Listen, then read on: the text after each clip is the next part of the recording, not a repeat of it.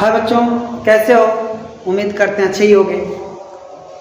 आप सभी का स्वागत है आपके YouTube channel solution and success में। मैंने आप सभी से पिछले वीडियो में वादा किया था कि वर्ण के बाद उच्चारण स्थान लेकर आएंगे आपके लिए। सो मैं लेकर हाजिर हूँ।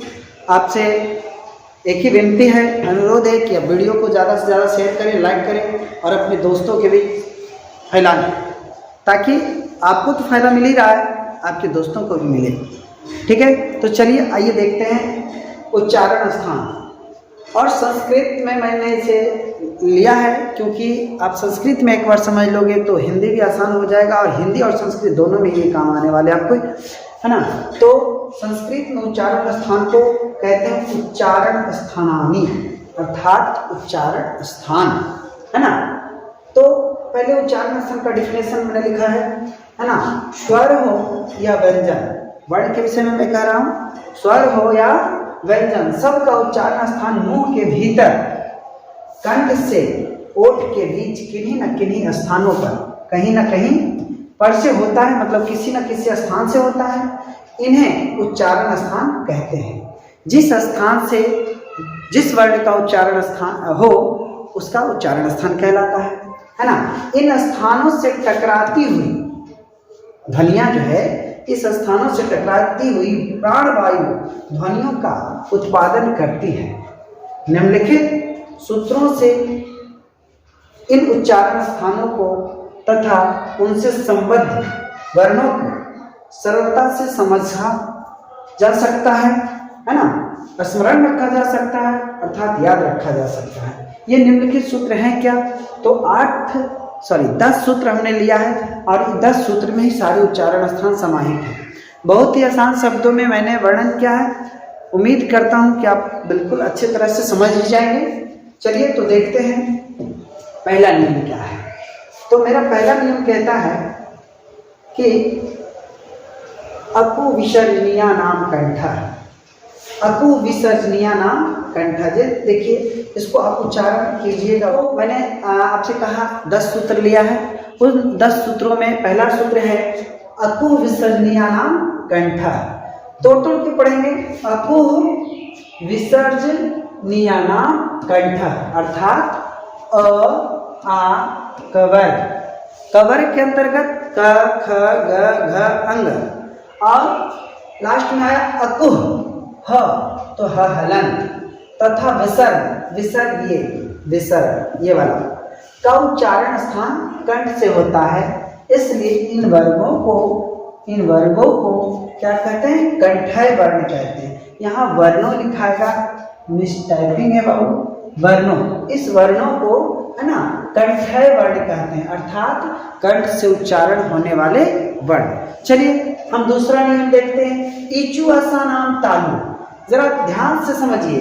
ईचु, ई चु यसा नाम, ई चु यसा नाम तालु, अर्थात हर्षई दीर्घई चबर, चबर के अंतर्गत च छ ज झ ञ, य और य तथा तालम श का उच्चारण स्थान तालु है। इसलिए इन वर्णों को तालव्य वर्ण कहते हैं। चूंकि इसका उच्चारण स्थान तालु है, इसलिए इस वर्णों को क्या कहते हैं? तालव्य वर्ण कहते हैं। चलिए अब आते हैं हम तीसरे नियम की ओर। मेरा तीसरा नियम कहता है ना, ऋतु रसाना मूर्धा। तीसरा नियम कहता है ऋतु रसाना मूर्धा। री टू रसाना मूर्धा, अर्थात री हर्स्व दीर्घ और टवर ट ठ ड ढ न और र और मूर्धांश का उच्चारण स्थान मूर्धा से होता है। इसलिए इन्हें मूर्धन्य वर्ण कहते हैं। फिर से समझिएगा। ऋतु रसाना मूर्धा, इसको धारा प्रभाव पढ़ेंगे। ऋतु रसाना मूर्धा, री टू टवर्ग र शाना मूर्धा। ऋतु रसाना मूर्धा, री हर्ष और या दीर्घ, मतलब री जो है, री का हर्ष हो या दीर्घ हो, और टवर और र और दंत स मूर्धन स का उच्चारण स्थान मूर्धा से होता है, इसलिए इन्हें मूर्धन्य वर्ण कहते हैं। ठीक है, चलिए अब हम चौथे नियम की ओर बढ़ते हैं। ऋतु लासानाम दंता, ऋतु लासानाम दंता, लिरी तवर्ग, लिरी ये वाला लिरी और तवर्ग में त थ द ध न और लहलन और दंस का उच्चारण स्थान दांत से होता है। देखिए तालम स, मूर्धन स और दंत स। थोड़ा सा एक चीज और आप याद रखिएगा, दंत स दांत, दंत स दांत, दंत स का उच्चारण स्थान दांत से होता है ना। तो यही बात मैंने बताया। ऋतु लासानाम दंता के अंतर्गत लिरी तवर्ग लहलन और दंत स का उच्चारण स्थान दांत से होता है, इसीलिए इन्हें दंते वर्ण कहते हैं। उम्मीद करते हैं आप अच्छी तरह से समझ रहे होंगे, है ना। चलिए अब अगले नियम की ओर बढ़ते हैं और पांचवा नियम मेरा कहता है उपधामान्याना ओष्ठ, उपधामान्याना ओष्ठ अर्थात उप मतलब क्या, उ हर्षौ द्रुगौ अपर उप और धमान्याना उधमान्या। उपधमनीय क्या होता है, उपधमनीय है ना, पो फू के पहले मतलब पद्रुगुकार और फद्रुगुकार के पहले विसर्ग जैसा उच्चारण होता है, उसको उपधमा कहते हैं। का उच्चारण स्थान दोनों का उच्चारण स्थान ओठों के स्पर्श से होता है। अर्थात क्या है ना, पद्रुगौ और फद्रुगौ के बाद विसर्ग के जैसा जब उच्चारण हो तो दोनों का उच्चारण स्थान ओठ से होता है, इसीलिए इन्हें ओष्ठ्य वर्ण कहते हैं, अर्थात ओठ से होता है। फिर से इसको समझेंगे, है ना। हर्षौ दुर्गौ अपवर्ग का उच्चारण स्थान ओठ से होता है, इसीलिए इन्हें ओष्ठ्य वर्ण कहते हैं। अब देखिए छठा रूल क्या कहता है, मेरा नियम कहता है यमंग नानानाम नासिकाच, यमंग नानानाम नासिकाच अर्थात वर्णों के क वर्ग च वर्ग है ना और आदि के अंतिम क वर्ग च वर्ग आदि के अंतिम वर्ण के उच्चारण स्थान में कंठ आदि के अतिरिक्त नासिका का भी उपयोग होता है। हम बोल के आपको सुनाते हैं, है ना, आपको क्लियर हो जाएगा। अंग ञ म न म, इसीलिए मैंने नियम क्या बनाया, यमंग ञ म ङ न म, यमंग नानानाम नासिका च मतलब अकु विसर्जनीया नाम कंठ इचु असा नाम तालु ऋतु रसा नाम मूर्धन ऋतु लसा नाम दंता में तो उसका उच्चारण हो ही रहा है। उसके अतिरिक्त जो है ना, प्रत्येक वर्ण का पांचवा वर्ण है य म ग न म, ये यमंगणनम जो है इसका उच्चारण स्थान नासिका से होता है, इसीलिए इन वर्णों को अनुनासिका भी कहते हैं। चलिए उम्मीद करते हैं आप समझ गए होंगे।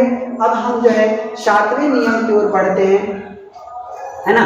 सातवां नियम मेरा कहता है अदैतो कंठ तालु, अदैतो कंठ तालु अर्थात ए इन दोनों का उच्चारण स्थान कंठ और तालु दोनों से होता है, इसलिए इन्हें कंठ तालव्य वर्ण कहते हैं। कंठ और तालु दोनों से होता है, इसलिए इन्हें कंठ तालव्य वर्ण कहते हैं। और कंठ तालु से उच्चारण होने वाले दो ही वर्ण हैं, ए और ऐ, है ना। ये याद रखिएगा, दे देगा एग्जाम में कि ए का उच्चारण स्थान कहाँ से है, कंठ तालव्य लिख देगा, कंठ ओष्ठ लिख देगा, तो आप याद रखिएगा कंठ तालु। ठीक है, चलिए अगला नियम मेरा कहता ओ दौतो कंठोष्टम अर्थात ओ का उच्चारण स्थान कंठ और ओष्ठ दोनों से मिलकर होता है, इसलिए इन्हें कंठोष्ठ्य वर्ण कहते हैं। ओ और औ का उच्चारण स्थान कंठ और ओष्ठ दोनों से होता है,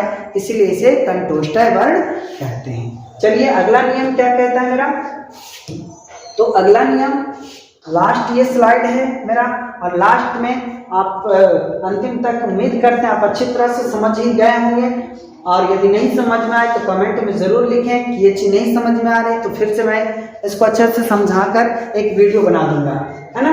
चलिए, तो 9 नंबर नियम मेरा कहता है वकारस्य दंतोष्टम, अर्थात व का उच्चारण स्थान व, य र ल व, बनी व का उच्चारण स्थान दांत और ओष्ठ दोनों से मिलकर होता है, इसीलिए इसे दंतोष्टय वर्ण कहते हैं।